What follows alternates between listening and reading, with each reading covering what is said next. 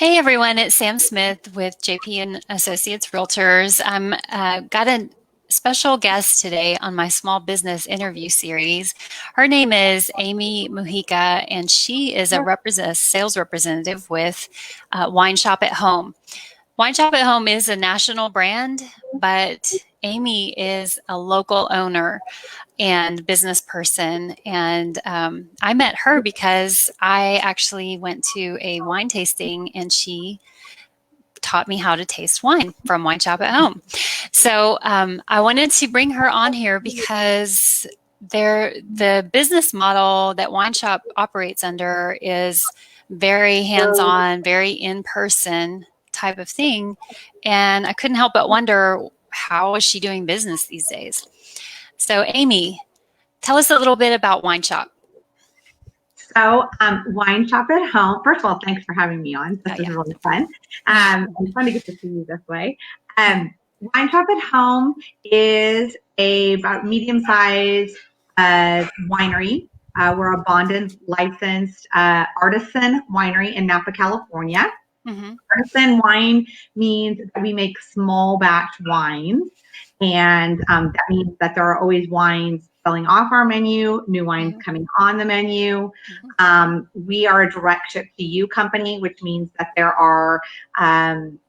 exclusive. You can't go to the store, you can't go to a restaurant and buy or try our wines. Typically, the way that people try our wines is through an in-home wine tasting. We're also the only national direct ship to you winery in the country that has our own winemaker. That's really what sets us apart from other wineries that have a similar business model. So we have our own winemaker. He is a third generation winemaker from Bordeaux, France. And he lives in Napa, now makes 100% of our wines and makes them using European standards, which are much different than American standards, unfortunately. And but that means that he doesn't add colors, sugars, additives to our wines. They're clean is a buzzword, but they're very clean.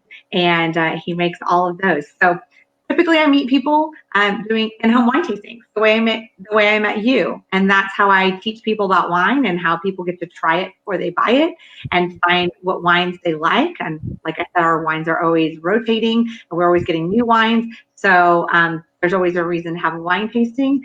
But things have changed a little since COVID. Yeah, because you can't have in person. I mean, you can, but most people, I'm sure most of your client base is not really open to having all their friends over in the middle of a quarantine.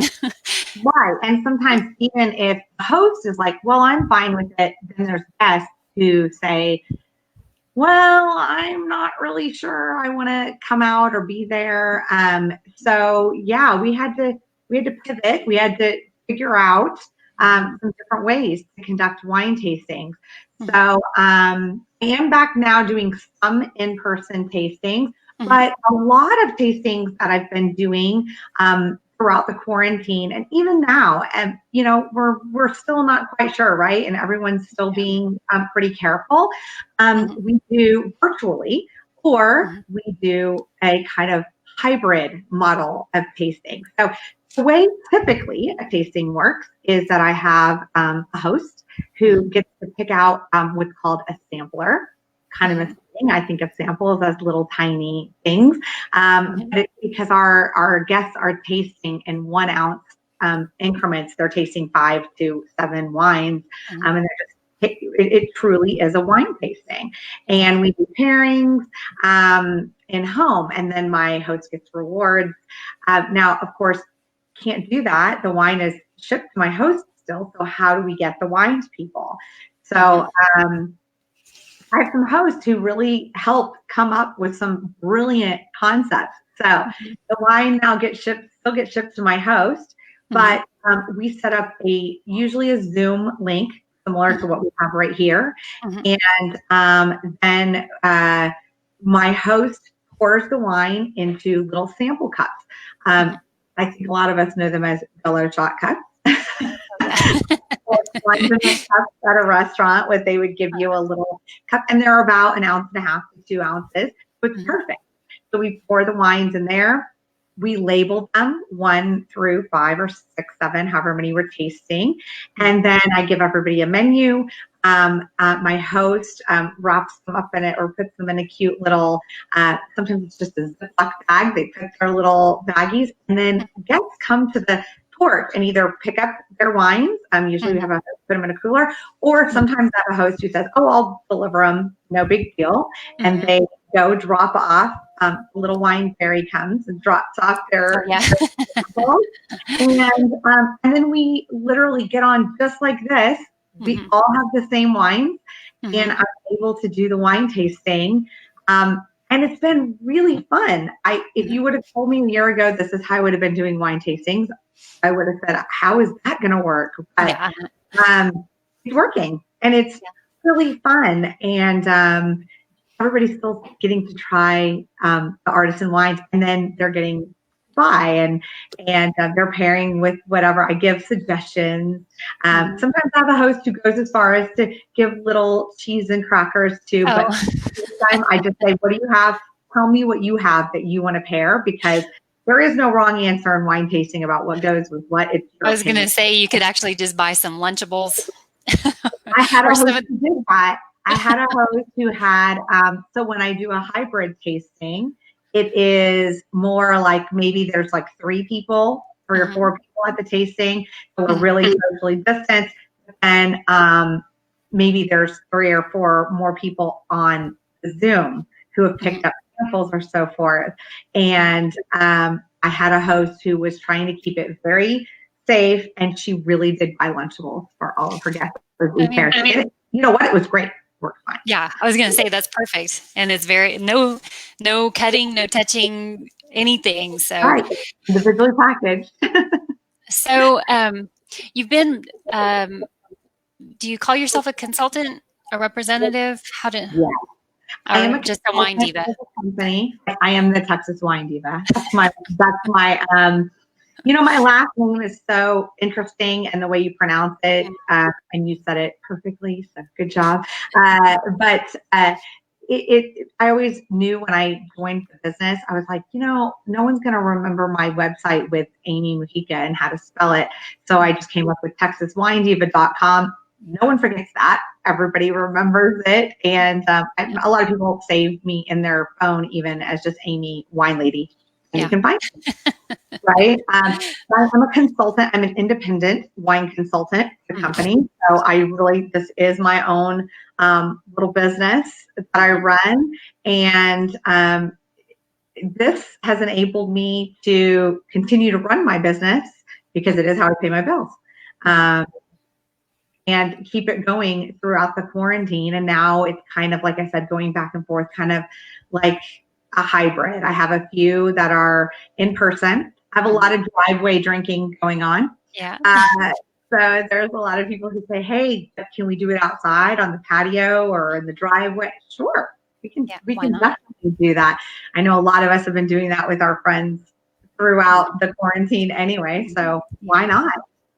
So, and this is something that, Wine Shop has been using this sort of format for a long time. And we've noticed, over the past few months with the changes in the alcohol consumption, selling, and, transporting laws in our area, that, it's a lot easier for people to actually go buy their drinks and take them home. And there are other companies, restaurants, bars, and actual standalone businesses as well that will do similar tastings. And I think that this is such a great idea. There's also restaurants that do cook at home virtually. Yeah. And so I think this is just a great way for people to still be able to get together, have some social interaction, try wine, and not have to worry about driving after drinking a bunch of wine, which is always a good thing. And so, but, how long have you been doing this? So I'm coming up in December. I will have been with the company for 5 years. So coming Okay. up on 5 years. And Mhm. before I was a consultant with a customer, with a company, I was a customer of the company. Mhm. So I've Mhm. really been involved with Wine Shop for almost 10 years. Okay. I hosted parties all the time and hosted tastings before I jumped in. Mhm. I always kind of joke I was a teacher, and God bless our teachers right now with all that's going on. Mhm. Um, but when I went back to work, I decided, fifth graders kind of make you want to drink. In this way, maybe I could figure out how to get paid to drink some wine. So that's why I got involved in it. But truly, it's a fantastic company. We have great wines. I feel so different when I drink these wines versus, large batch wines that have a lot of additives in them. And I have a lot of customers who feel the same way, which is how I knew it was a good product. And the wines have won. Our winemaker Alex has won over, I think we're coming up on 250 awards that he's won for Wow. our wines. Mhm. That's since he started working for us, which was only in 2013. Okay. So he's a That's a lot. fantastic winemaker. Mhm. And so I knew I was going with, an excellent product. And yeah, in this day and age, it's a product that we all can need. We were actually one of the only wineries in California that did not get shut down during the quarantine, Oh. um, because we were deemed essential. And that's because we only do direct ship to our customers. Hmm. We do have a tasting room. Of course, it's closed right now, but overall, our tasting room is closed. It's only open to consultants and our wine club members anyway. Mhm. So that's not our business model. Whereas most wineries, you go in, they have a tasting room. That's how you buy wine from them. We Mhm. ship it to 41 different states. So we were definitely essential. Yeah, That's really. Yeah, that is great. It's good to keep a good, everyone's having to come up with creative ways to keep their businesses operational. And I think I loved hearing your story the first time about how you were a customer for so long, and then you're like, why am I not making money doing yeah, this? But exactly. yeah, but you said you were a teacher prior to this. Yeah. And so did you just meet someone invited you to a wine tasting at one point? Is that how you kind of got introduced to the Yeah. company? I actually had a neighbor who was involved and who invited me to a tasting. And then I started hosting tastings about every 3 or 4 months. I would host a tasting because the wines are changing and there's new wines. So there's always a reason to get together. And what I like about the way we do wine tastings is we're bringing kind of the wine tasting room to your home. Hmm. So you don't have to, like you said, you don't have to go anywhere. Most of the time it's neighbors and friends. I do have some business owners who will do wine tastings. My daughter has speech therapy, and her therapist will after their office is closed at 6 p.m. All the therapists, about once every other month, we do a wine tasting in their conference Oh, room. We haven't nice. done that in a few months now, but it's a lot of fun because they know the wines are going to change and they want to see what's new and taste it, and then so they know what they want to order.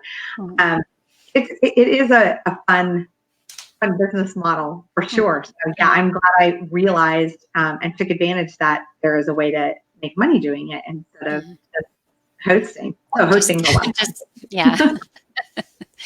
Well, I tend to be the type of person who goes to, I'll just admit it. I go to to Specs or wherever, and I try to find the label I like, the prettiest label. Prettiest label. Prettiest Because label.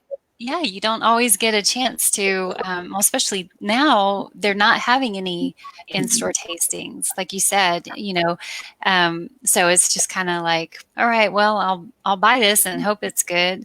And that's one of the things that I remember, or that I have always appreciated about Wine Shop is that um, that they are all high quality. I don't think there were any wines that I really could say I don't like.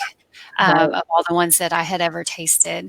But one of the things, and you were talking about clean and healthy, the keywords, but I remember reading that wine shop, like the sulfites and the preservatives that are used in wine, we don't ever know how much is in a bottle that we buy off the shelf, because it's not one of those things that's disclosed, but it's very Right. widely used. And the levels or the criteria, the acceptable levels in the United States are much different than in other countries around the world, namely France and Italy, where wine comes from, sort of originated on a large scale. Can you talk a Exactly. little bit about that? Like, Sure.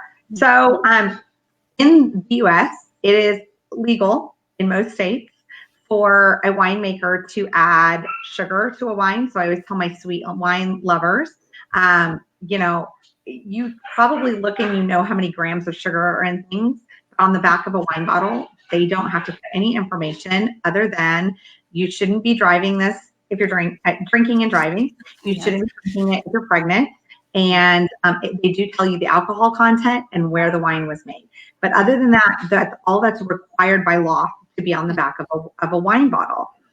So that you don't know if the winemaker went, well, these grapes aren't as sweet as I would like, and they just go and dump. You can dump pure cane sugar in there. They Okay. can get concentrate, juice concentrate. So think Welch's grape juice. They can go dump that in there to sweeten it up.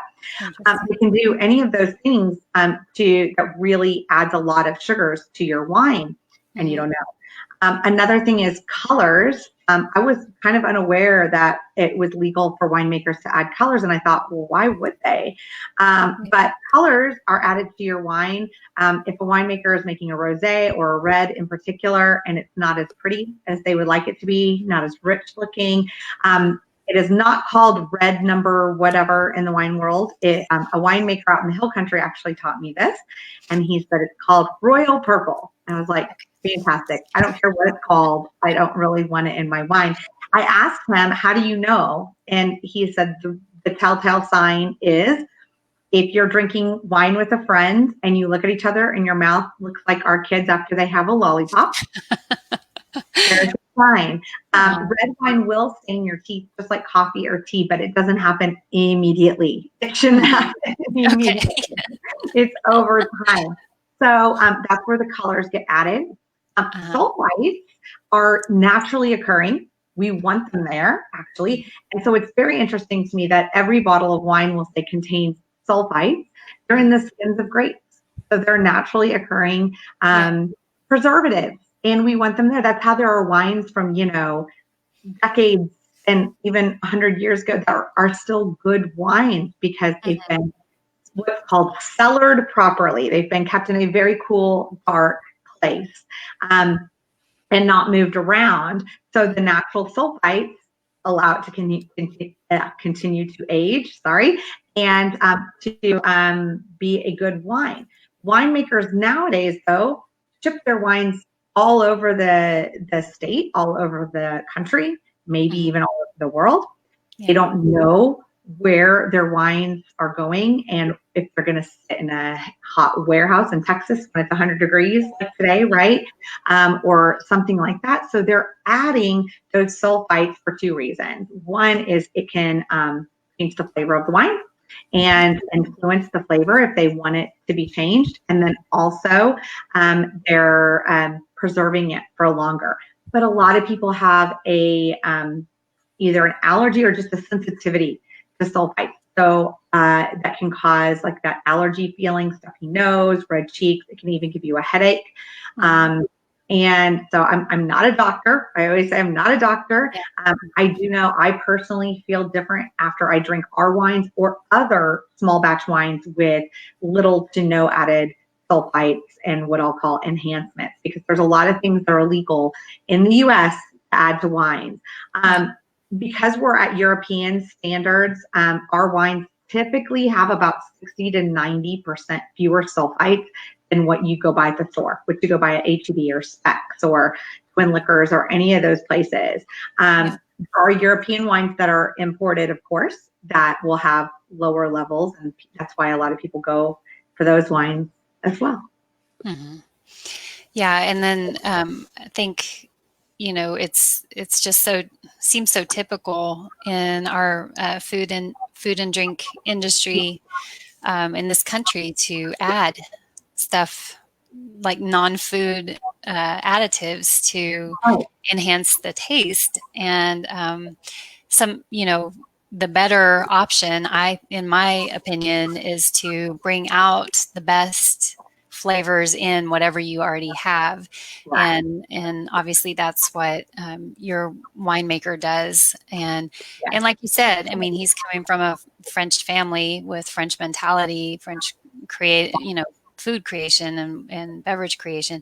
And so I think that's probably the other thing that really lends to the success of the wine shop wines. And they're Absolutely. healthier. They We're not a are doctor either. wines. And we don't, I know I have people who say, well, do you test the wines? And any winemaker is a chemist. I mean, they're always testing pH and different sugar levels and things like that. That are natural residual sugars. But we don't have to test our wines to see what else is in it, because there is nothing else in it. Our winemaker makes it. He knows what he puts in there. And I would say the only way to really know what's in your wine is to get to know the winemaker. And luckily, we live in a part of the country where you can go to a lot of wineries out here in Fredericksburg and Johnson City and Kingsland, and we have lots of fun little wineries. And I always encourage people, talk to the winemaker, ask them these questions. But those have been shut down, and most people don't go to wineries to buy their wines either. They go to the grocery store, they go to Specs, they go to Total Wine or whatever. So that's where they're getting their wine. Oop, there's Sam. Oh, He went away for just a second. yeah, I know. It always seems to be something. Anyhow, sorry about that. That's okay. So how can people do business with you right now? What's the best way?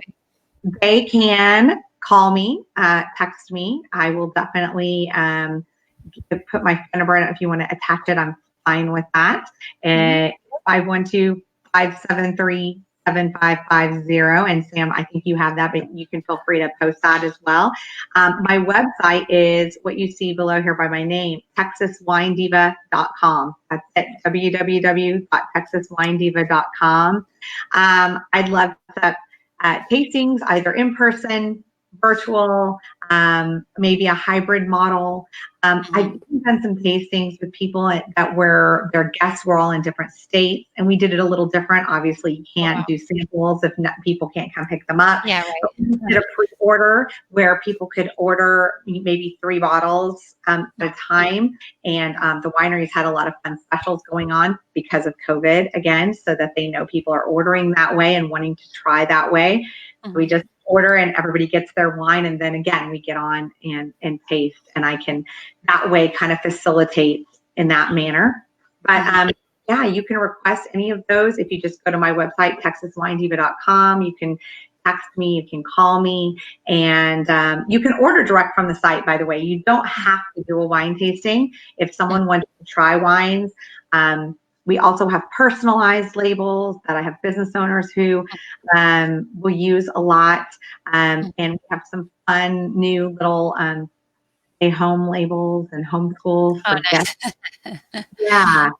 So it's there's a lot of fun options on there, and we have specials going on too. So, buy 5, get one at $9.99, and then you get reduced shipping. And there's a lot of great specials, but I'm happy to walk people through those too, because I always want to make sure somebody gets the absolute best deal. Yeah. And just in case we haven't talked about it, I mean, one of the benefits to contacting Amy directly to have her to host a wine tasting, even if it's just for a small group or virtually, like she was talking about, anyone who hosts it and sets this up with her will actually reap some benefit. It's not like I mean, it's definitely worth the company, and Amy will make it worth your while, not only just to be tasting Absolutely. great wine, but also to be, you know, getting free stuff Yes. sometimes. My hosts get discounts on wine. They get some bottles that are for $4.99 each. Hmm. It's a great little system that they have set up for our Yeah, hosts. Our host reward program is fantastic and very, very, very lucrative for my hosts. They are always surprised at how much they're getting, just for inviting their friends yeah, to try wines with them. yeah. Well, that's great. I'm so glad that you were able to join me today and talk about your business because, sometimes I think network marketing type businesses are looked at a little as if they're not actually individual business owners, but this is your livelihood. This is your only job. You are not teaching anymore. This is the way Not you keep anymore. your house going, That's it. and this is I your pay own my business. mortgage and feed my family. So Yeah.